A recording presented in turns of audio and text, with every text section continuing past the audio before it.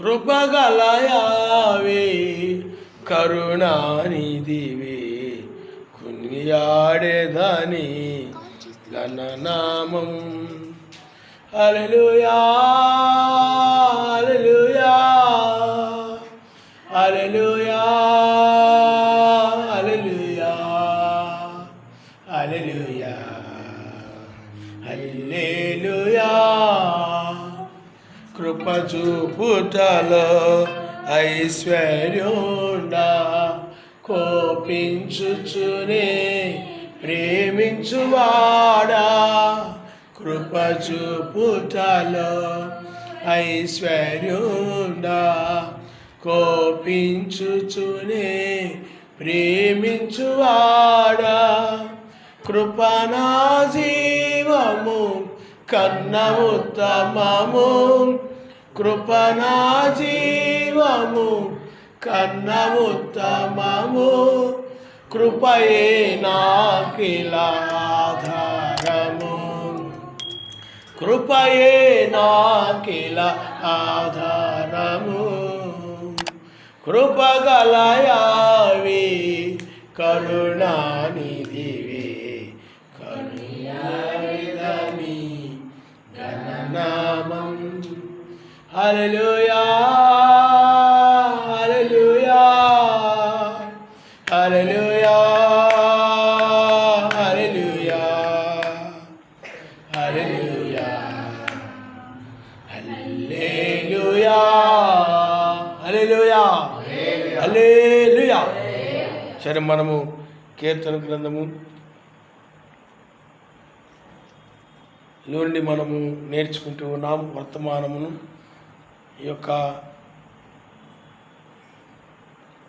రాత్రి వేళ మనము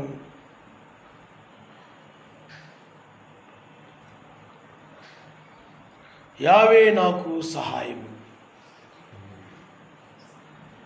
అని వర్తమానం మనము నేర్చుకుందాం. యావే నాకు సహాయము.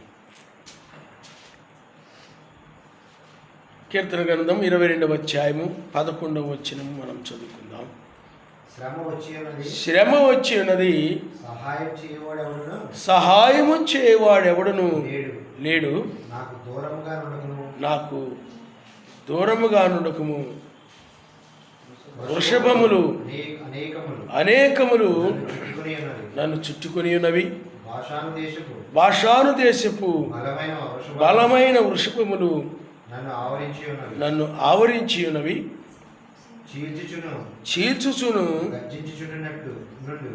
చీల్చును గర్జించుచునుండు సింహం వలె వారు నోరు తెరుచుచున్నారు.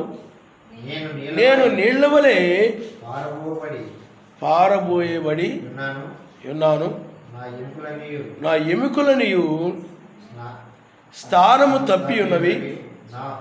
నా హృదయము నా అంతరంగము మైనం వలె కరిగి ఉన్నది. నా బలము ఎండిపోయి చిల్ల పెంకు వలె ఆయను. నా నాలుక దవడను అంటుకొని ఉన్నది.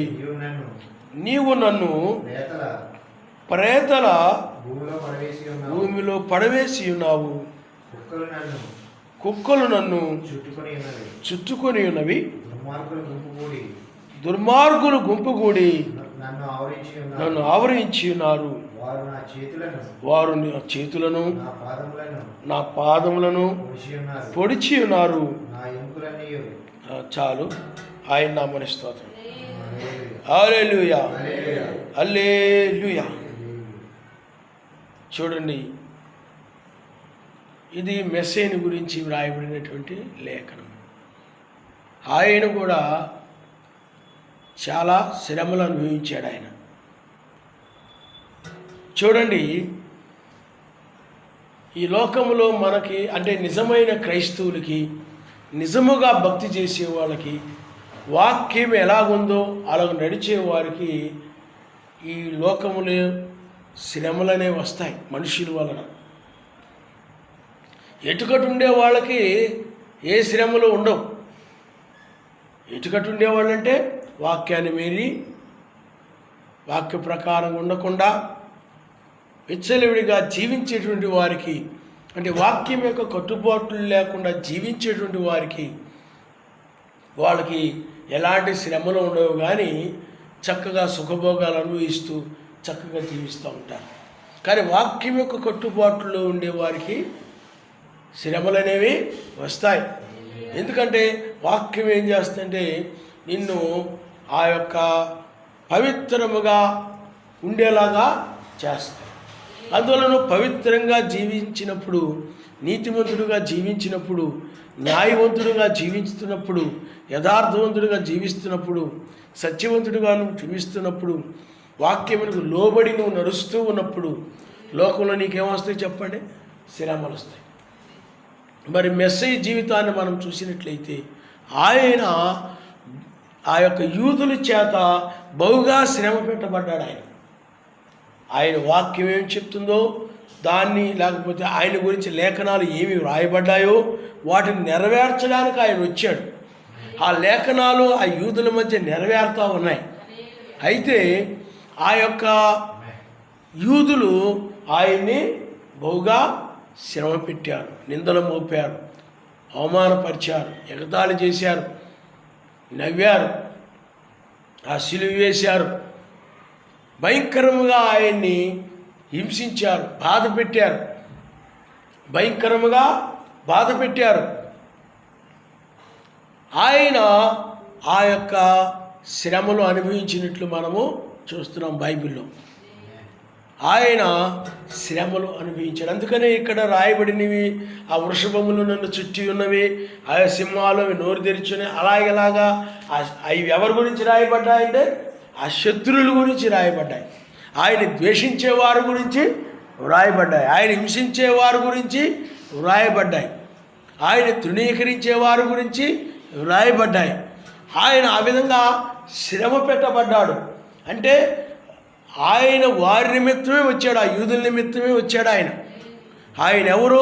వారి యొక్క రక్షకుడు, వారి కేడెమ ఆయనే, వారి యొక్క రక్షకుడు, సర్వశక్తిమంతుడు, తండ్రి కూడా ఆయనే. అయితే శరీరధారిగా భూమి మీదకి వచ్చేటప్పటికి ఆయన ఎవరో వాళ్ళకి అర్థం కాక ఆ సొంత వాళ్ళే, ఇంట్లో ఉన్న సొంత సోదరులు కూడా ఆయన్ని నమ్మలేదు అన్నది బైబిల్లో. సొంత సోదరులు కూడా నమ్మలేదు. అంతగా ఆయన్ని నమ్మక ఆయన కార్యాలను ద్వేషించారు, ఆయన మాటలను ద్వేషించారు, ఆయన శ్రమ పెట్టారు, ఆయన్ని ఆ యొక్క పిచ్చివాడని, దయ్యం పట్టినోడని రకరకాలుగా ఆయన గురించి మాట్లాడారు, చెడుగా మాట్లాడారు. ఆ విధంగా ఆయన ఎవరు కూడా చేర్చుకున్నందువల్ల ఆయన బహుగా శ్రమను పడ్డాడు. ఆయన చాలా శ్రమను అనుభవించాడు ఆయన. అందుకనే నక్కలకు అంటే బొరియలు గలవు కానీ, ఆకాశ పక్షులకు నివాసములు గలవు కానీ, మనిషి కుమారుడు తలవాల్చుకోవడానికి స్థలం లేదని చెప్పాడు. అంటే ఎవ్వరు కూడా ఆయన చేర్చుకునే పరిస్థితి లేదు. అందుకనే పాపులు మాత్రమే ఆయన చేర్చుకున్నారు తప్ప యూదులు ఆయన ఏం చేశారంటే బహుగా శ్రమ పెట్టారు. చివరిలో కూడా ఆయన ముళ్ళ కిరీటం పెట్టి శ్రమపడ్డారు, ఆయనకి శ్రమ పెట్టారు. ఆయన సిలువ వేయాల్సిందే ఆయనకని చెప్పి కేకలు వేసి ఆయన సిలువకు అప్పగించారు. ఆ మాటల ద్వారా బాధ పెట్టారు, చేతులకి కాళ్ళకి మేకులు కొట్టారు, ప్రక్కలో బళ్ళెంతో పొడిచారు, అనేక రకాలుగా ఆయన శ్రమ పెట్టారు, చంపేశారు. ఆయన అర్థమైందా? ఆయన శ్రమలో అనుభవించేవాడు. ఈ లోకంలో నిజముగా ఆయన పరిశుద్ధంగా, అందుకు ఆయన అంటాడు నాలో పాపం ఉన్నదని ఎవరు రుజువు చేయగలరు అన్నాడు. మీరు మేము ఒకటే అని ఆ పరిశీలితో పాటు ఆయన కూడా ఏకీవించి మీ బోధ మా బోధ ఒకటేలే, మీ సంఘాలు మా సంఘాలు ఒకటేలే, మీరు మనం ఒకటేలే, మీరు యూదులు నేను మెస్సయ్యని నేను మనందరం కూడా అబ్రహాము పిల్లలమే, మనందరం ఒకటేలే అని చక్కగా ఆయన ఆ యొక్క అపవిత్రమైనటువంటి అవిశ్వాసులతోటి వాళ్ళందరితోటి పాపులతోటి చక్కగా కలిసిపోయి, ఆ పాప బోధలతోటి చక్కగా కలిసిపోయి, వాళ్ళ ఆచారాలతో చక్కగా కలిసిపోయి అన్నిట్లో పాల్గొంటూ, ఆ ఆచారాల్లో ఆ సాంప్రదాయాల్లో అన్నిట్లో కూడా పాల్గొంటూ ఆ విధంగా ఉన్నట్లయితే ఆయనేమి సిలువేరు. ఏమీ అనరు. కానీ ఆ పాపము నుండి ఆయన ప్రత్యేకంగా ఉండడం వలన వారు ఆయన ద్వేషించి ఏం చేశారు చెప్పండి? సిలువ వేశారు. సిలువలో సిలువలో సిలువలో నా యేషువా, శ్రమలలో శ్రమలలో శ్రమలలో నలిగేవా, సిలువలో సిలువలో సిలువలో నా యేషువా, శ్రమలలో శ్రమలలో శ్రమలలో నలిగేవా, ముళ్ళతో ఓ మకుటం అల్లెనా నీ తలపై, ముళ్ళతో ఓ మకుటం అల్లెనా నీ తలపై, చిరకతో నీ దాహము తీర్చెనా ఈ లోకం, చిరకతో నీ దాహము తీర్చెనా ఈ లోకం, సిలువలో సిలువలో సిలువలో నా యేషువా, శ్రమలలో శ్రమలలో శ్రమలలో నలిగేవా. హల్లెలూయా హల్లెలూయా. అందుకనే ఆయన నిర్దోషియు నిష్కల్మషుడును, పాపుల్లో చేరక ఆయన ప్రత్యేకముగా ఉన్నవాడు. ఆ పాపుల యొక్క సంఘాలకు కూడా వెళ్ళిపోయి పాస్టర్లు కూడా మీరు కూడా నిజమైన పాస్టర్లే అని చక్కగా ఆయన కూడా పరిశీలిని వాళ్ళందరూ కూడా చక్కగా కలుసుకొని చక్కగా చేతులు కలిపి మీరు మనం ఒకటే, మనందరం ఒకటే అని వాళ్ళందరితో చక్కగా ఈ మతశాఖ సంఘాల వాళ్ళతోటి ఈనాడు చాలామంది యేసునామం సంఘాల వాళ్ళు కలిసిపోతూ ఉంటారు. మనందరం ఐక్యమే, క్రైస్తవులందరూ ఒకటే, క్రైస్తవులందరం కూడా ఒకటే, మనందరం ఒకటే, ఆయన బిడ్డలమే అని కలిసిపోతూ ఉంటారు. కలిసిపోయే వాళ్ళకి ఏ శ్రమలు ఉండవు, ఏ ఇబ్బందులు ఉండవు, లోకంతో కలిసిపోతారు కాబట్టి, మత్స్యాఖ వాళ్ళతో కలిసిపోతుంటారు కాబట్టి. కానీ ఆయన బిడ్డలు మాత్రం మెస్సీ వలె ప్రత్యేకంగా ఉంటారు. ఆయన నమ్మనిస్తారు. హల్లెలూయా. అందుకని 1వ దశలు రాసిన పత్రిక 2వ అధ్యాయము 14 వచ్చిన ఒకసారి చదువమ్మా. 2వ దశలు రాసిన పత్రిక 1వ దశలు రాసిన పత్రిక 2వ అధ్యాయము 14 వచ్చిన త్వరగా చదవాలి. సహోదరులారా మీరు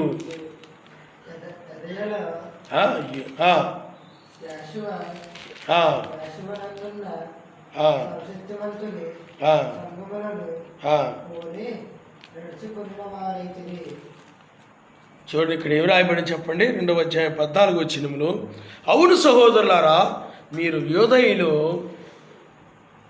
మెస్సయ్య యేషువానందున్న సర్వశక్తివంతుని సంఘములను పోలి నడుచుకుని వారైతిరి.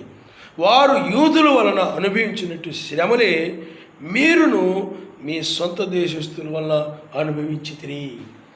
చూడండి, యూదయలో ఉన్న ఈ సంఘాలు వారందరూ యూదుల వల్ల శ్రమలు అనుభవిస్తూ ఉన్నారు. అలాగే ఈ దర్శనికులో నుండి లేకపోతే అన్యుల్లో ఉన్నటువంటి సంఘాలు కూడా, అంటే అన్ని దేశాల్లో ఉన్నటువంటి సంఘాలు కూడా అన్యుల వలన శ్రమ పెట్టబడతామని. ఆ రోజుల్లో కూడా ఇక రోమా సంఘము కానీ, కొరింథీ సంఘము కానీ, గలతీ సంఘము కానీ, ఎఫెసీ సంఘము కానీ, ఫిలిప్పీ సంఘము కానీ, కొలసీ సంఘము కానీ, ఈ సంఘాలన్నీ కూడా ఆ రోజుల్లో ఆ యొక్క దేశాలలో వారు కూడా వాక్యం కోసము సత్యము కోసం నిలబడినందువలన వారు కూడా శ్రమ పెట్టబడ్డారు. కాబట్టి వాక్యం కోసం నిలబడే వాళ్ళకి ఏమొస్తాయి చెప్పండి? శ్రమలు వచ్చేస్తాయి. నేను విగ్రహారాధన చేయను అన్నారు ముగ్గురు యూదులు. ఏం చేశారు? వాళ్ళని శ్రమ పెట్టారు. దానియేలు ఏం చేశాడు? రాజు యొక్క మాటని తిరస్కరించాడు. తీసుకుని వెళ్ళి సింహాల గుహలో పెట్టాడు. పడేశారు. శ్రమలు వచ్చాయి, శ్రమ పెడతారు. వాక్యాన్ని లోబడి అనగా వాక్యానికి లోబడి వాక్య వ్యతిరేకమైన వాటిని తిరస్కరించినప్పుడు, వాటితో ఏకీభించినప్పుడు మనుషులు ఏం చేస్తారు చెప్పండి? శ్రమ పెడతారు. మరి హామాను ఆ రోజుల్లో మొర్దెకై నమస్కారం చేయడం లేదని ఏం చేశాడు చెప్పండి? శ్రమ పెట్టి యూదులందరూ కూడా చంపాలనుకున్నాడు అతను, నాశనం చేయాలనుకున్నాడు అతను. ఆ విధంగా వాళ్ళతో మనం ఏకీభించినప్పుడు, పాపంతో ఏకీభించినప్పుడు, ఆ చెడుతనంతో ఏకీభించినప్పుడు, చెడ్డ బోధలతో ఏకీభించినప్పుడు నీకేమొస్తాయి చెప్పండి? శ్రమలు వస్తాయి. వాడు శ్రమ పెడతారు నిన్ను. మెస్సీ కూడా ఆ యొక్క ధర్మశాస్త్రం యొక్క ఆచారాలతో ఏకీభించినందువల్ల, వాటిని అనుసరించడం వల్ల ఆయన కూడా శ్రమలు వచ్చేసాయి. ఎటుకట్టు ఉండే వాళ్ళకి శ్రమలు రావు. ఇందాక మనం నేర్చుకున్నాం, అందరం ఒకటే అని నువ్వు అన్ని చోట్లకు వెళుతూ, అన్ని సంఘాలకు వెళ్ళిపోతూ, చక్కగా అన్నీ ధరించుకొని, ముక్కులకి, మొఖాలకి, మెడకి అన్నీ పెట్టుకొని, చక్కగా గంగిరెద్దులాగా అన్నీ ధరించుకొని అలాగ ఉన్నావు అనుకోండి, వాళ్ళ లోకస్తులకు తగ్గట్టు, అన్నిలకు తగ్గట్టు, ఇక్కడ సంబంధమైన వాళ్ళకు తగ్గట్టు వాళ్ళ ప్రకారం నడుస్తూ లోతన సంఘాలకు వెళ్ళిపోతూ అన్ని పద్ధతులన్నీ చేస్తున్నావు అనుకోండి, అంటే ఇంట్లో నీ భర్త చెప్పినట్టు నడుస్తా, ఆ భర్తను సంతోషపరచడం కోసం భర్త ప్రకారంగా, లేకపోతే నీ భార్యను సంతోషపరచడం కోసం భార్య చెప్పినట్లుగా నువ్వు నడుస్తూ, లేకపోతే పిల్లలను సంతోషపరచడం కోసం పిల్లలు చెప్పినట్లు నడుస్తా. నువ్వు ఎటుకడు నడుస్తూ ఉన్నావు అనుకోండి, నిన్ను పిల్లలు శ్రమ పెట్టరు, నిన్ను భర్త శ్రమ పెట్టడం, భార్య శ్రమ పెట్టడం, అలా బంధువులు తగ్గట్టు కూడా నడుస్తుంటే బంధువులు కూడా నిన్ను శ్రమ పెట్టరు. కానీ నీవు ఆయన చిత్త ప్రకారం నడిచినప్పుడు, ఆయన వాక్యం ఏం చెప్తుందో దాని ప్రకారం నడిచినప్పుడు, నిలబడినప్పుడు నీకేమొస్తాయి చెప్పండి? శ్రమలు వస్తాయి. అయినా కానీ శ్రమలు వచ్చినా కానీ వాక్యం కోసం నిలబడాలి. ఆయన నమస్కారం. హల్లెలూయా, హల్లెలూయా. వాక్యం అంటే ఆయన కోసం నువ్వు జీవించాలి, పరిశుద్ధుడుగా జీవించాలి, మంచి ఆలోచన కలిగిన వ్యక్తిగా జీవించాలి, నీతిమంతుడుగా జీవించాలి. మీకు అర్థమైందా? వాక్యం ఏం చెప్తుంది దాని ప్రకారమే ఆ యొక్క యూదులు నడిచినట్టుగా, మొర్దెకై వాళ్ళు నడిచినట్టుగా, ఆనాడు వాళ్ళకి ఇవ్వబడిన దాని ప్రకారం వాడు నడిచినట్టుగా ఈనాడు నువ్వు కూడా ఈ యొక్క వర్తమానం బట్టి నువ్వు నడవాలి. ఎవరైతే నడుస్తారో వారికి లోకములే మనుషుల వలన నీకేమొస్తాయి చెప్పండి? శ్రమలు వస్తాయి. ఆనాడు యోసేపుని వాడు శ్రమ పెట్టారు. యోసేపు వాళ్ళ యొక్క సొంత సోదరుడే, కానీ అతని యొక్క సహోదరులు ఏం చేశారు? యోసేపుని శ్రమ పెట్టారు. తీసుకువెళ్ళి ఆ గోతిలో దూశారు. తీసుకుని వెళ్ళి మరలా ఐగుప్తీనికి అమ్మి వేశారు. చాలా శ్రమలు పడ్డాడు. ఆ యొక్క ఫరో వలన కూడా అతడు శ్రమ పెట్టబడ్డాడు, ఫరో భార్యని బట్టి.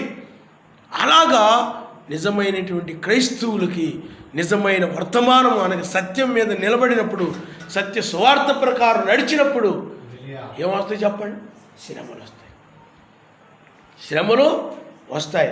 అందుకని ప్రకటన గ్రంథము 2వ అధ్యాయము, ప్రకటన గ్రంథము 2వ అధ్యాయము 8వ వచనం నుండి మనం చదువుకుందాం. స్మరణలో ఉన్న సంఘపు దూతకి ఇలాగు రాయము: మొదటి వాడును కడపడి వాడునై ఉండి మృతుడై మరలా బ్రతికిన వాడు చెప్పు సంగతులేమనగా, నీ శ్రమను దరిద్రతను నేను ఎరుగుదును, అయినను నీవు ధనవంతుడివి. తాము యూదులమని చెప్పుకొనుచు యూదులుగాక సాతాను సమాజపు వారి వలన నీకు కలుగు దోషలను నేను ఎరుగుదును. నువ్వు పొందబోవు శ్రమలకు భయపడకము. ఆయన నామనిస్తాను. ఇక్కడ ఏమన్నాడు చెప్పండి? శ్రమలకి నువ్వు భయపడకము. అందుకని ఆయన బిడ్డలు ఎప్పుడు కూడా శ్రమలకు భయపడలేదు, అగ్నికి భయపడలేదు, సింహాలకు భయపడలేదు. ఏమండి? హామాను ఎంతో అధికారం కలిగిన వాడుగా, అతడు ఎంతో కోపముతో గర్వముతో ఏదో అతడు ఒక బలము కలిగిన వాడుగా ఉన్నప్పటికీ కూడా ఈ మొర్దెకై భయపడలేదు. మెస్సీ కూడా సిలువ వేయించుకోవడానికి అనగా ముళ్ళ కిరీటం పెడుతున్నప్పుడు భయపడలా ఆయన. మీకు అర్థమైంది? కొడా దెబ్బలతో కొడుతూ ఉన్న ఆ యొక్క భుజం మీద సిలువ పెట్టి ఆయన నడిపిస్తూ ఉన్న ఆ గొల్గొతా కొండకి ఆయన తల నుండి రక్తము కారిపోతూ ఉంది. ఆయన ఎముకలు కనబడతా ఉన్నాయి. బలహీనుడైపోయాడు ఆయన. చాలా భయంకరమైన పరిస్థితి కనబడతా ఉంది. రక్తము అంటే చర్మము కనబడటం లేదు, కానీ మొత్తం కూడా రక్తము మాంసము కనపడతా ఉంది. ఆ పొలం దున్నితే ఎలా అయిపోయిందో, పొలం ఆ ఎద్దులతో దున్నితే ఆ పొలం ఎలా అయిపోద్దో అలాగే ఆయన శరీరం అంతా కూడా ఆ యొక్క కొడ దెబ్బల చేత దున్నబడినటువంటి శరీరముగా ఉంది. ఆయన శరీరం అంతా కూడా రక్తముగా మారిపోయింది. భయపడ్డాడు ఆయన. ఆ శ్రమలకు ఆయన భయపడలేదు. మన కోసమై ఆయన ప్రాణం పెట్టాడు. ఆయన నామస్తాడు. హల్లెలూయా, హల్లెలూయా. ఆయన శ్రమలకి భయపడలేదు. అపోస్తలుడైన పౌలు గారు, అపోస్తలు భయపడలేదు. యోహాను తీసుకొని వెళ్ళి పద్మాసు దీపంలో పడవేశారు. అయినా కానీ యోహాను భయపడలేదు. అందువలన శ్రమలకి నిజమైన క్రైస్తవులు భయపడరు. శ్రమలకు భయపడి పారిపోరు. వాక్యం మీద నిలబడతారు. అవసరమైతే ప్రాణాన్నైనా ఇస్తారు తప్ప, అవసరమైతే ప్రాణాన్నైనా పోగొట్టుకుంటారు తప్ప వాళ్ళు వాక్యం మాత్రము మీరిపోరు. ఆయన నామనిస్తారు. హల్లెలూయా. అందుకనే మన పితరులు ఆనాడు ఆ నామాన్ని అంగీకరించినందుకు మీరు నామాన్ని విడిచిపెడతారా, లేకపోతే మెస్సీని విడిచిపెడతారా లేదా, లేకపోతే మిమ్మల్ని తీసుకుని వెళ్ళి ఆ యొక్క సింహాలకు ఆహారంగా మేము వేస్తామన్నప్పుడు మీరు మమ్మల్ని సింహాలకు ఆహారం వేసినా పర్వాలేదు, కానీ మేము మాత్రము ఆయన్ని మేము విసర్జించము, మా రక్షకుడు ఆయనే అన్నారు. ఆయన నామనిస్తారు. హల్లెలూయా. వాళ్ళని సింహాలకు ఆహారంగా వేసినప్పుడు సింహాలు వాళ్ళని తినివేసి అపోస్తలుడైన పౌలుని నీరో చక్రవర్తి కాలంలో ఆ తలని చెరిచ్ఛేదనం చేశారు. తోమా మన దేశానికి వచ్చారు, చంపివేశారు. శ్రమలకి వారు భయపడరు. ఎవరైతే శ్రమలకు భయపడతారో, నిందలకు భయపడిపోతుంటారో, అవమానాలకు భయపడిపోతుంటారో వాళ్ళు ఏం చేస్తారంటే వాక్యాన్ని వదిలేసేసి, వాక్యాన్ని విడిచిపెట్టేసి తమ ప్రాణాన్ని కాపాడుకుంటుంటారు, తన కుటుంబాన్ని కాపాడుకుంటుంటారు, తన బంధువులను కాపాడుకుంటుంటారు. మీకు అర్థమైందా? ఏది ఏమైనా కానీ వాళ్ళు కుటుంబము నన్ను తృణీకరించినా, బంధువులు నన్ను తృణీకరించినా, నా ఇంట్లో వాళ్ళు నన్ను తృణీకరించినా నేను వాక్యం మీద నిలబడతాను. చివరికి నా ప్రాణం తీసినా నేను వాక్యం మీద నిలబడతాను. ఆ విధంగా నిలబడేవారు శ్రమలకు భయపడకుండా నిజముగా ఆయన్ని ప్రేమించేవారు. ఆయన హల్లెలూయా, హల్లెలూయా. నువ్వు మెస్సీని ప్రేమిస్తున్నట్లయితే నిజముగా నీవు భయపడ. బైబిల్లో దావీదు ఉన్నాడు. దావీదు భయపడలేదు. దావీదుకి ఎవరి వల్ల శ్రమలు వచ్చాయి? సౌలు రాజు వల్ల శ్రమలు వచ్చాయి. సౌలు రాజు ఎంతో శ్రమ పెట్టాడు. అలాగే అతని యొక్క కుమారుల వలన, అతని యొక్క సోదరులు కూడా ఆయన్ని శ్రమ పెట్టారు. ఫిలిస్తీన్లు ఎక్కడ చూసినా కానీ అతన్ని చంపాలని చూసేవాళ్ళే. అలాగా ఆ మనుషులందరి వలన శ్రమలు వచ్చినప్పటికీ కూడా ఆ యొక్క దావీదు అతడు యథార్థవంతుడుగానే జీవించాడు. ఆయన నామనిస్తాడు. హల్లెలూయా. వీళ్ళు శ్రమ పెడతారా, వీళ్ళు మంచోళ్ళు కదరా అని చెప్పి వాళ్ళకి లొంగిపోలేదు. మీకు అర్థమైందా?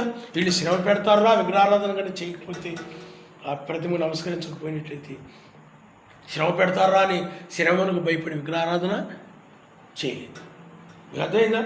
మా యొక్క బంధువులు ఉన్నారు, వాళ్ళు ఈరోజు సంబరాలు చేస్తున్నారు, లేకపోతే ఏయో కార్యాలు చేస్తూ ఉన్నారు. అవి అన్య సంబంధమైన విగ్రహ సంబంధమైన కార్యాలు కాని వాళ్ళు రమ్మని ఒకటే పదే పదే పదే పదే కబురు చేస్తూ ఉన్నారు, ఫోన్లు చేస్తూ ఉన్నారు. వెళ్ళకపోతే బాగోదని, మళ్ళీ వెళ్ళకపోతే వాళ్ళకి అందరూ కూడా కట్టుకట్టేసి ఎవరు కూడా మాతో మాట్లాడరు, చాలా శ్రమ పెడతారు, ఇబ్బంది పెడతారు అని చాలామంది ఏం చేస్తారు చెప్పండి? వాళ్ళకి భయపడిపోయి వాక్యాన్ని వదిలేసి వాళ్ళతో ఏకీభించేస్తూ ఉంటారు. కానీ నిజమైనటువంటి క్రైస్తవుడు, నిజమైన వ్యక్తి వారిని ప్రత్యేకంగా ఉంటాడు. వాళ్ళు కక్ష కట్టినా ఏం చేసినా భయపడడం. దేనికి? వాక్యానికి తప్ప, సర్వశక్తిమంతుని తప్ప ఎవరికి కూడా, అంటే లోక సంబంధమైనటువంటి ఈ పాపులకి, దుష్టులకి, దుర్మార్గులకి ఎవరికి కూడా భయపడకుండా నిలబడతాడు. ఆయన నామనిస్తాడు. హల్లెలూయా, హల్లెలూయా. అందుకనే ఇక్కడ ఏం రాయబడింది చెప్పండి? నీవు పొందబోవు శ్రమలకు భయపడకము, ఇదిగో మీరు శోధింపబడినట్లు అపవాది మీలో కొందరిని చెరలో వేయింపబోచున్నాడు. 10 దినముల శ్రమ గొలుగును, మరణం వరకు నమ్మకంగా ఉండము, నీకు జీవ కిరీటం ఇచ్చేదను. చూడండి ఇక్కడ, ఇదిగో మీరు శోధింపబడినట్లు అపవాది మీలో కొందరిని చెరలో వేయింపబోచున్నాడు. 10 దినములు శ్రమ కలుగును. యోబు ఉన్నాడు, శ్రమలు వచ్చాయి యోబు, కానీ ఆ శ్రమలకు భయపడ్డాడా? శ్రమలకు ఏమైనా భయపడ్డాడా? ఏమీ భయపడ. యోబు యొక్క స్నేహితులు ఇచ్చారు, యోబు నీవు నిన్ను వెచ్చించుకుని మాట్లాడుతున్నావేమో, గర్వంగా నువ్వు మాట్లాడుతున్నావేమో, నువ్వు ఎక్కడో పొరపాటు చేసావు, ఏదో జరిగింది, అందుకనే నీకు ఈ శోధన అని రకరకాల వాళ్ళు మాట్లాడినప్పుడు వీళ్ళు కూడా సర్వశక్తిమంతుని పక్షంగానే మాట్లాడుతున్నారు. నీకు అర్థమైందా? కానీ సర్వశక్తిమంతుడు ఏం చెప్పాడనండి? యోబు యథార్థంగా మాట్లాడని చెప్పాడు. ఆయన నామనిస్తాడు. హల్లెలూయా. కానీ యోబు ఆ శ్రమలలో, ఆ శోధనలలో ఏమీ భయపడలేదు. శరీరము పాడైపోయినా కానీ భయపడకుండా సర్వశక్తిమంతుడి మీద నమ్మకం ఉంచి ఆ శ్రమల్లో కూడా సర్వశక్తిమంతుని వాక్యం మీదే, సర్వశక్తిమంతుని భయపడి అతడు వాక్యం మీదే నిలిచి ఉన్నాడు. ఆయన నమస్కారం. హల్లెలూయా. అంతేగాని చెడుతనమును విసర్జించాను ఆయనకు భయపడిపోయి నాకు ఈ శోధనలు వచ్చేసాయి, శ్రమలు వచ్చేసాయి, ఈ బాధలన్నీ వచ్చేసాయి, నిందలు వచ్చేస్తున్నాయి, ఇంకేం సర్వశక్తిమంతుడని ఇంకా సర్వశక్తిమంతుని ద్వేషించి ఇక చెడుతనాలు చేయలేదు, బూతులు మాట్లాడలేదు, అబద్ధాలు ఆడలేదు, అన్యాయాలు చేయలేదు, దొంగతనాలు చేయలేదు, పాపాలు చేయలేదు. ఇంకేం సర్వశక్తిమంతుడు నాకు అన్యాయం చేశాడు, ఇంక సర్వశక్తిమంతుడు ఏమొద్దని ఆ శ్రమలు తట్టుకోలేక పాపంలోకి వెళ్ళిపోతారు కొంతమంది. అలా వెళ్ళిపోలేదు. యోబు శ్రమల్లో కూడా ఆయన కోసం నిలబడ్డాడు. ఆయన నామనిస్తాడు. యావే నాకు సహాయకుడు అని ధైర్యముగా నిలబడ్డాడు. ఆయన నామనిస్తాడు. హల్లెలూయా. అందుకని నమ్మకముగా ఉండము, శ్రమలు కలుగును. శ్రమల్లో మనం ఎలా ఉండాలి చెప్పండి? నమ్మకంగా ఉండాలంట. కాబట్టి అందుకని హెబ్రీయులకు రాసిన పత్రిక 13వ అధ్యాయము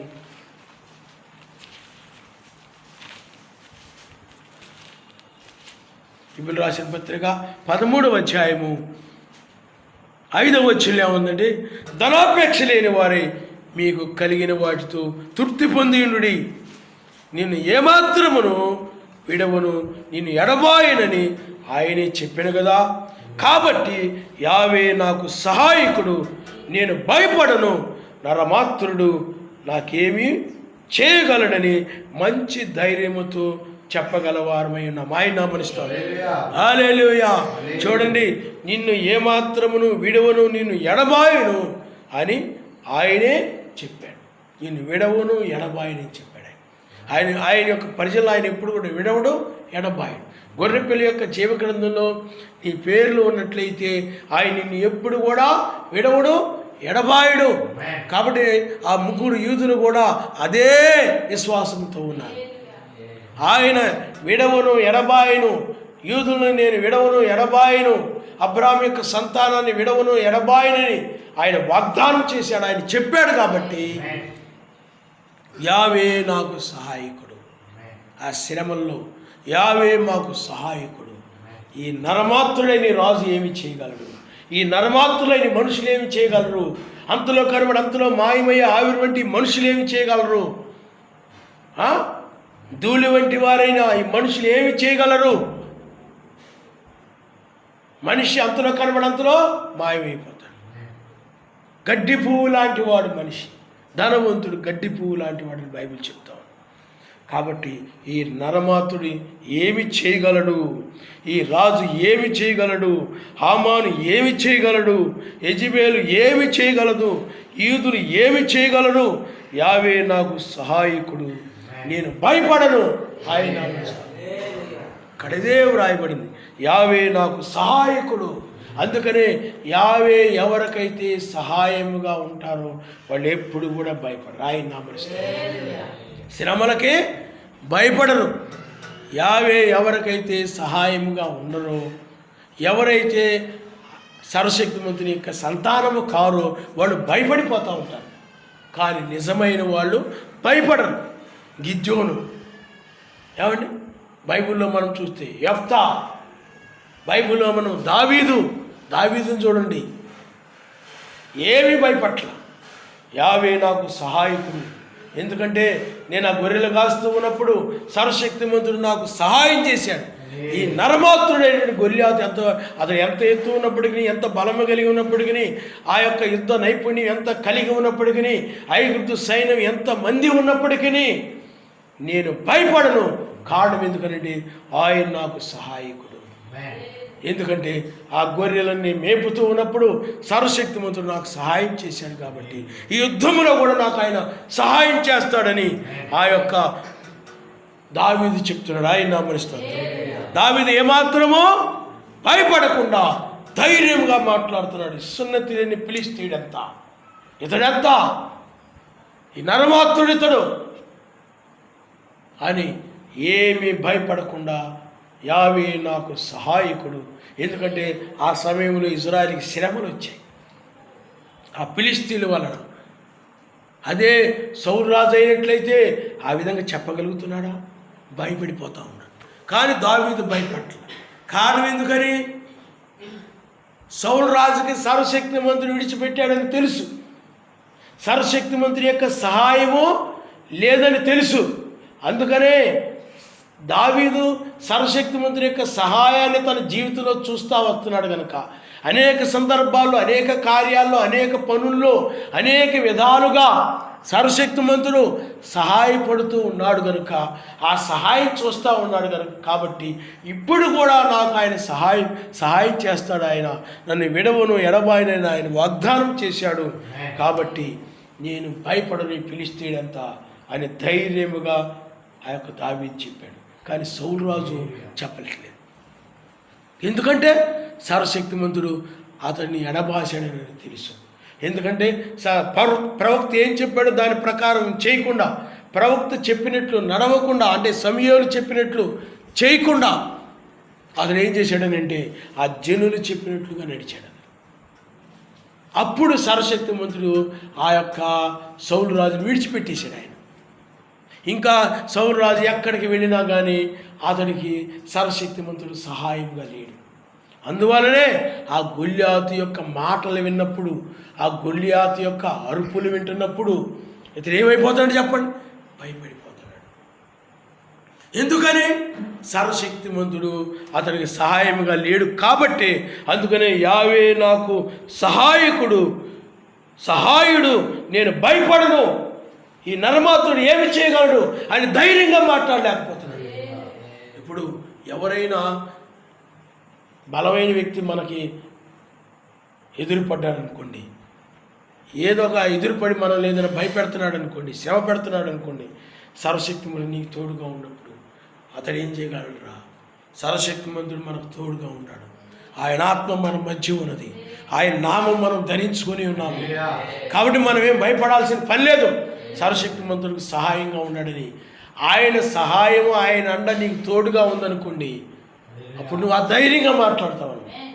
కానీ సర్వశక్తిమంతుడు తోడు, సహాయము సౌలు రాజుకు లేదు కాబట్టి ధైర్యంగా మాట్లాడలేకపోతున్నాడు. యావే నాకు సహాయకుడు, ఈ యొక్క గొల్యాతు ఏమి చేయగలడని ధైర్యంగా మాట్లాడలేకపోతున్నాడు. అందుకని సర్వశక్తిమంతుడు ఎప్పుడు కూడా ఆయన బిడ్డలని ఆయన విడవను ఎడబాయనని వాగ్దానం చేశాడు. కాబట్టి నిన్ను ఆయన విడవడు ఎడబాయుడు. కాబట్టి అంటే నిన్ను విడవడు ఎడబాయుడు అంటే, విడవడు ఎడబాయుడు అంటే ఎప్పుడు కూడా నీతోనే ఉంటాను. ఎక్కడికి వెళితే అక్కడికి నిన్ను ఎవరైనా విడిచిపెట్టచ్చు, నిన్ను ఎవరైనా ఎడబాయొచ్చు, దూరం అవ్వచ్చు, నిన్నెవరైనా విడిచిపెట్టేయచ్చు, నిన్నెవరైనా వదిలేయచ్చు. కానీ ఆయన మాత్రము ఎన్నడను విడువను ఎడబాయను, విడిచిపెట్టడు, నీతోనే వస్తాడు, నిన్ను ఎడబాయుడు, నీ కూడా వస్తుంటాడు. అందుకనే సర్వశక్తిమంతుడు లేకపోతే మెస్సియా నిజమైన స్నేహితుడై ఉన్నాడు, ఆయన నామనిస్తాడు. హల్లెలూయా. మరి నాకు ఎలా తెలుస్తుందండి? మరి ఆయన నాకు తోడుగా ఉన్నాడని నాకు ఎలా తెలుస్తుంది? ఆయన నాకు సహాయంగా ఉన్నాడని నాకు ఎలా తెలుస్తుంది? ఆయన నాకు స్నేహితుడిగా ఉన్నాడని ఎలాగో తెలుస్తుంది? అంటే నీవు ఈ వాక్యముని విని దాన్ని అనుసరిస్తూ ఉన్నట్లయితే ఆయన నీకు స్నేహితుడుగా ఉన్నట్టే. చూడండి, మనము యోహాను సువార్త 15వ అధ్యాయము చూడమ్మా. యోహాను సువార్త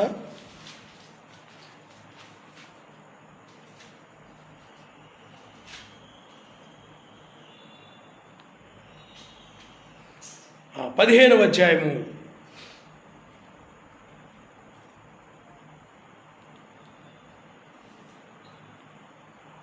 14 వచనాలు మీరు ఒకసారి చదవండి అమ్మా. 15వ అధ్యాయము. నేను మీకు ఆజ్ఞాపించు వాటిని చేసిన ఎడల మీరు నా స్నేహితులైందురు. ఆయన నామనిస్తారు. హల్లెలూయా. ఆయన ఏం చెప్పాడో, వాక్యం ఏం చెప్తా ఉందో, నీతిగా ఉండమని నీతిగా ఉండడం, పరిశుద్ధంగా ఉండడం పరిశుద్ధంగా ఉండడం, హృదయాన్ని శుద్ధిగా ఉంచుకుంటే హృదయాన్ని శుద్ధిగా ఉంచుకొని నువ్వు ఆ ప్రేమ కలిగి ఉంటే ప్రేమ కలిగి ఉండి, అసూయ వదిలేమంటే అసూయ వదిలిపెట్టేసి, నువ్వు ద్వేషాన్ని వదిలిపెట్టేసి, దురాలోచన వదిలిపెట్టేసి ఆయన వాక్యం ఏం చెప్తుందో దాని ప్రకారం నువ్వు ఉన్నప్పుడు ఆయన నీకు స్నేహితుడిగా ఉంటాడు. నీకు అప్పుడు తెలిసిపోద్ది ఆయన నాకు సహాయంగా ఉన్నాడు అని. ఇప్పుడు నేను ఒక ఉదాహరణ చెప్తాను. నేను ఒకసారి మా పెద్దమ్మ గారి ఇంటికి వెళ్ళాను. ఇంతకుముందు చెప్పాను లేదు, తెలియదు, నాకు గుర్తులేదు. మా పెద్దమ్మ గారింటికి వెళ్ళాను. మా పెద్దమ్మ గారింటికి వెళ్ళి ఒక రోజు 2 రోజులు ఉన్నాను. అప్పుడు మళ్ళీ మా ఊరు రావడానికి బస్సుకి ఛార్జీ ఎంతనంటే 2 పావలా. కానీ నా దగ్గర 2 రూపాయలే ఉన్నాయి, పావలా లేదు. అప్పుడు ఎలాగా అని నేనేమో మా పెద్దమ్మని అడగలేకపోతున్నాను. వాళ్ళని అడిగితే పావలా కూడా లేదనుకుంటారేమో అని నేను అడగలేకపోతున్నాను. వాళ్ళేమో ఇది ఛార్జ్ చేయకుండా లేవని వాళ్ళు అడగట్లేదు. కావలసిందంతా పావలా. మీకు అర్థమైందా? ఎందుకనో నాకు ప్రేరేపణ కలిగింది. అక్కడికి గొళ్ళకమ్మ ఉంటుందన్నమాట. సాయంత్రం వెళ్తాననగా పొద్దున్న నుంచి అనుకున్న సాయంత్రం వెళ్ళిపోతున్న పావలా ఎలాగా, బస్సులో పావలా ఎలాగా అనుకుంటున్నాను. సరే, నేను ప్రార్థన చేసుకుంటూ ఉన్నాను మనసులో. అలా గుళ్ళకమ్మ వైపు వెళ్ళిపోయాను. ఆ గుళ్ళకమ్మది ఎండాకాలం. ఎండాకాలంలో ఎక్కువ నీళ్ళు ఉండవు, ఇసుగ్గా పైకి కనపడతా ఉంటుంది అనమాట. ఆ ఇసుకలో ఆ గుళ్ళకమ్మలో గుండా వెళ్తూ ఉంటే ఆ నీళ్లు వెళ్తూ ఉన్నాయి, ఇసుక కనపడతా ఉంది. ఇసుకలో పావలా కనపడింది. ఆయన నామనిస్తారు. హల్లెలూయా, హల్లెలూయా. ఆ పావలా తీసుకొని ఇంటికి వచ్చేసి ఆ తొట్టి మీద రుద్దిస్తే అది మళ్ళీ కొంచెం ఆ పైన పాచి అలాంటిదంతా పోయిందన్నమాట. ఆ పావలా తీసుకొని మళ్ళీ నేను బస్సు ఎక్కి ఇంటికి రావడం జరిగింది. అలాగే ఆ విధంగా ఆయన సహాయం చేశారు. అలాగా అనేక విషయాల్లో ఆయన ఏం చేస్తుంటాడు చెప్పండి? సహాయం చేస్తుంటారు. ఆయన నమస్కారం. హల్లెలూయా, హల్లెలూయా. అలాగే పరిచర్యకు వచ్చిన తర్వాత కూడా ఆయన ఈ యొక్క హిందూ దూత లేడు, అలాగే హిందూ దినము లేదు, అలాగే వధువు రాకడా, ఇలాంటి బోధలు వచ్చాయి. స్త్రీ ద్వారా రక్షణ కలుగుతుంది, స్త్రీ మధ్యవర్తిగా మారిందని రకరకాల బోధలు ఉన్నాయి.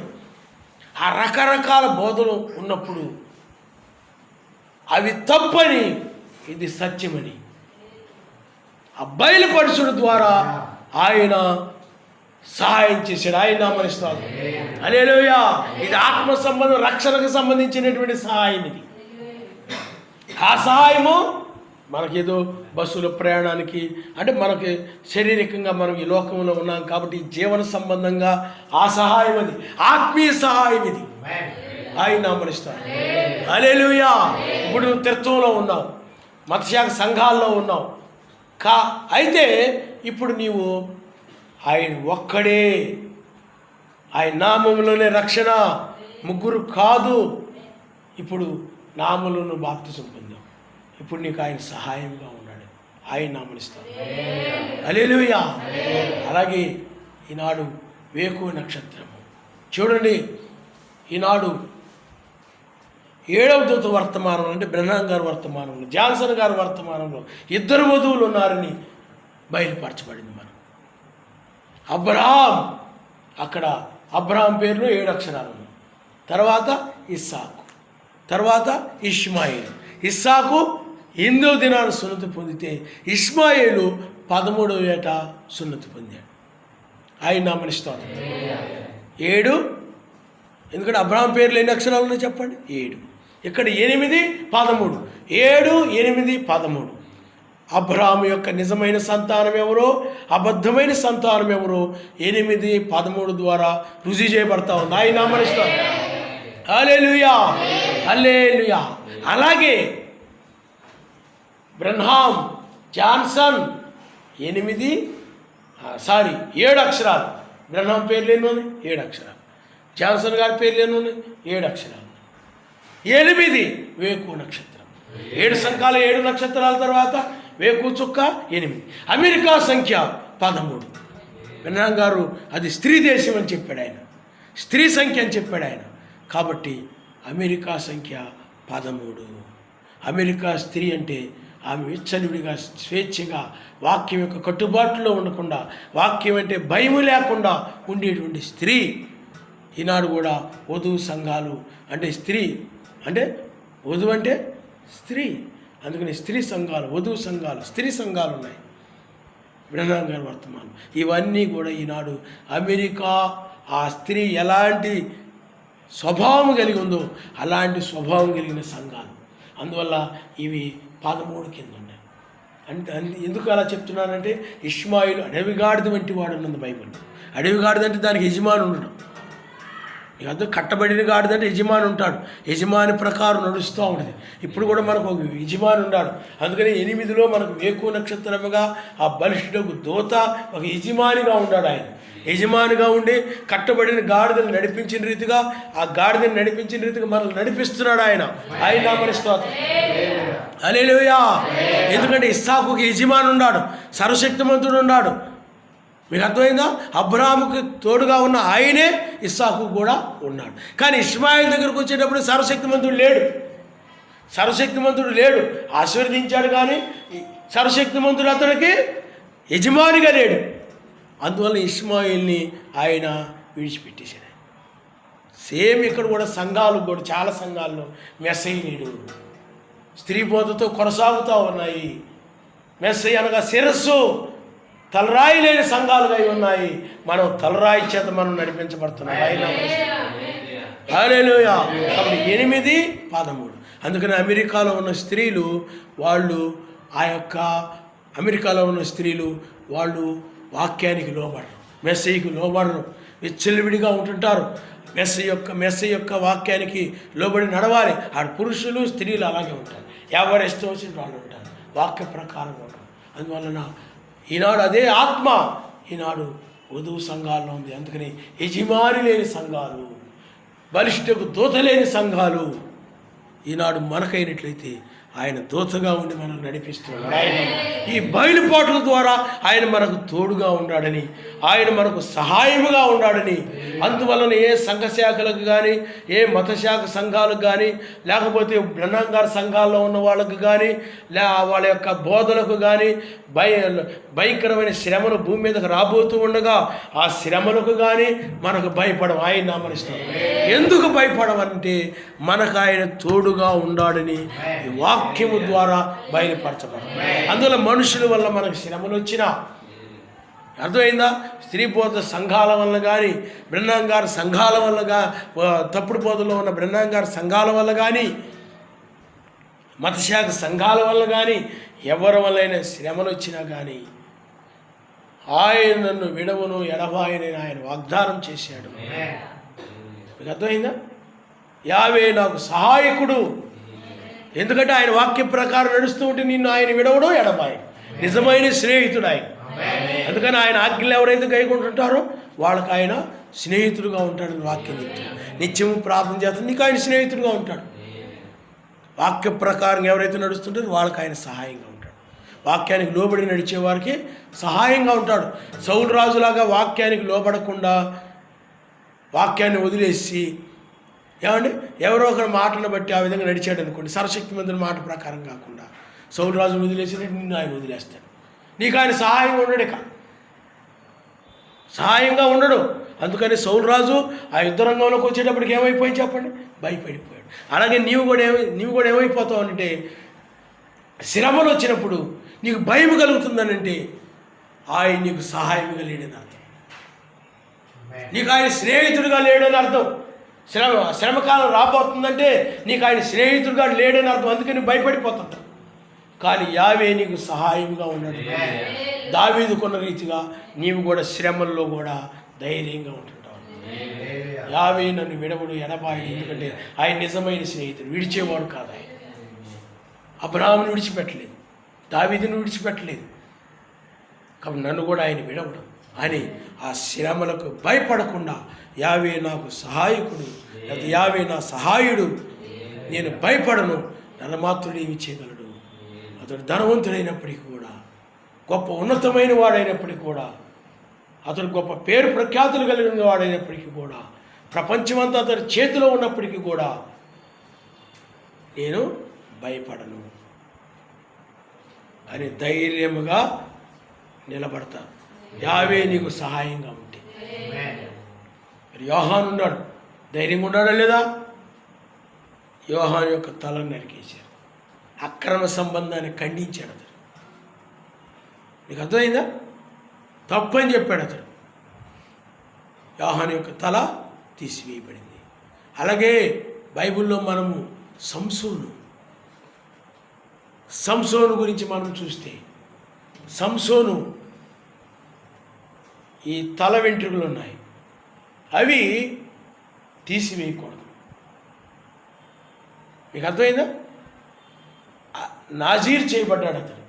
కానీ ఎప్పుడైతే ఆ తల వెంట్రుకలు తీసివేయబడ్డాయో అప్పుడు బలహీనుడు అయిపోయాడు. ఇంతకు ముందులాగానే ఫిలిస్తీన్లు వస్తున్నారు నీ మీదకి, సంసోను అనగానే ఇంతకు ముందులాగా బలంగా వాళ్ళ దగ్గరికి వెళ్ళలేకపోతారు. ఎందుకంటే యావే బలం అతన్ని విడిచిపెట్టిందని అతనికి తెలుసు. అలాగే నీవు కూడా పరిశుద్ధాత్మ నీలో ఉన్నప్పుడు ధైర్యంగా ఉంటుంటావు అన్నమాట. వాక్యం కోసం ధైర్యంగా నిలబడతావు. ముగ్గురు యూదుల్లాగా నిలబడతా ఉంటావు, శత్రువులు ఎదుటి నిలబడుతుంటావు. ఎప్పుడైతే నీవు నిలబడకుండా భయపడిపోతున్నావు వాక్యం పాటించడానికి, క్రైస్తవులను అనుకుంటారేమో, ఏమండి అమ్మ పలహారం ఇది కూడా తినంటే ఏమని అనుకుంటారేమో, తీసుకోకపోతే అని నువ్వు తీసేసుకున్నావు అనుకోండి, వాళ్ళకి భయపడిపోతున్నావు అనుకోండి.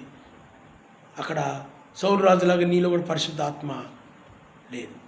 పరిశుద్ధాత్మ నీలో ఉన్నప్పుడు ఏం చేస్తావు చెప్పు? మేము తినం, ధైర్యంగా మాట్లాడతాం, ఆయన నామనిస్తాం. హల్లెలూయా, హల్లెలూయా. వాక్యాన్ని ధైర్యంగా నెరవేరుస్తుంటావు, శ్రమలు భయపడవు. ఏమ్మా నువ్వు మెల్లో ఎన్ని తీసేయలేదే అంటే, మా ఆయన ఒప్పుకోడండి, మా బంధువులు ఒప్పుకోరండి, లేకపోతే మా ఆయనకు అసలే కోపం ఎక్కువండి, ఆయన అసలు ఒప్పుకోడండి అని నువ్వు అలా భయపడిపోతున్నావంటే అక్కడ ఏం లేదు చెప్పండి. ఆయన నీకు సహాయముగా లేడు. కాబట్టి సంసోను సర్వశక్తిమంతుడు విడిచిపెట్టినప్పుడు బలహీనుడైపోయాడు. అప్పుడు శత్రువుల చేతులకు వెళ్ళిపోయాడు. ఇక వాళ్ళు ఏం చెప్తే దాని ప్రకారం నడుస్తూ ఉన్నాడు. ఆత్మ వదిలేసింది, బలం పోయింది. ఇంకప్పుడు వారు చెప్పినట్లుగా నడుస్తున్నాడు, ఫిలిష్తీయులు చెప్పినట్లుగా నడుస్తున్నాడు, వారికి లోబడి నడుస్తున్నాడు. అర్థమైందా? వాళ్ళు ఏం చెప్తే దాన్ని చేస్తున్నాడు. నిన్ను కూడా పరిశుద్ధ ఆత్మ వదిలేస్తే మనుషుల చేతులకు వెళ్ళిపోతావు, అన్యుల చేతులకు వెళ్ళిపోతావు, నువ్వు మత్స్య సంఘాల చేతులకు వెళ్ళిపోతావు. మత్స్యాకు సంబంధమైన బంధువుల చేతిలోకి వెళ్ళిపోతావు, లేకపోతే లోకస్తుల చేతిలోకి వెళ్ళిపోతావు. అప్పుడు వాళ్ళు చెప్పినట్లే నడుస్తూ ఉంటావు, వాక్య వ్యతిరేకంగా పోతూ ఉంటావు, బలహీనుడైపోతావు. ఆ పరిశుద్ధాత్మ వదిలేస్తుంది ప్రభా. ధైర్యం ఉండదు, పిరికి వాళ్ళు అయిపోతారు, భయస్తులైపోతారు. మీకు అర్థమైందా? ఎందుకని? పరిశుద్ధాత్మ నీలో లేదు కాబట్టి, ఆయన సహాయకుడు నీకు లేడు కాబట్టి. యావే నీకు సహాయకుడుగా ఉన్నప్పుడు, యావే నాకు సహాయుడు, నేను భయపడను, నరమాత్రుడు నాకు ఏమి చేయగలడు, నేనేం చేయగలడు అని ధైర్యంగా మాట్లాడతాం. ఆయన హల్లెలూయా, హల్లెలూయా. కాబట్టి పిల్లరా, ఆలోచన చేయండి. సర్వశక్తిమంతుడు ఆయన నీకు తోడై ఉన్నప్పుడు నువ్వు శ్రమలకి భయపడవు. ఈ వాక్యాన్ని పాటిస్తే శ్రమ పెడతారు, పరిచర్య చేస్తే వాళ్ళు అలా ఇలా కోపం పెట్టుకుని నన్ను శ్రమ పెడతారేమో, వీళ్ళని ఆదరిస్తే వాళ్ళు నన్ను శ్రమ పెడతారేమో, నాతో మాట్లాడరేమో, నన్ను శ్రమ పెడతారేమో.